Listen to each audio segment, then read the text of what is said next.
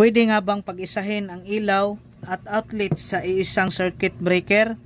Pwede as long as marunong tayo mag-computation sa load sa buong bahay natin sa paggamit ng ilaw, appliances. So, dito, kung pag-isahin man natin ang ilaw at outlet, so kailangan tayo gumamit ng 30 ampere circuit breaker.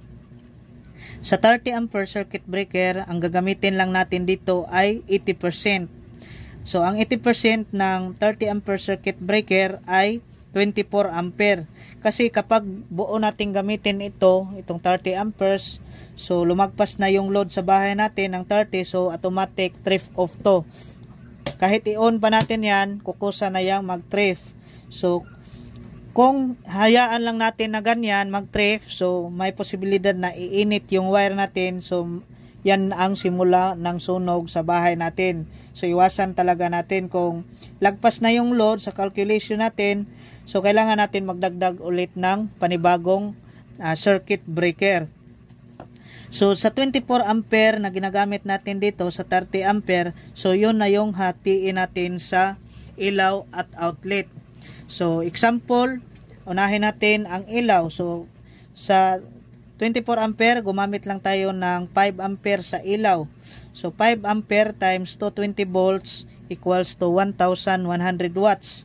So, example, gumamit tayo ng ilaw na 15 watts.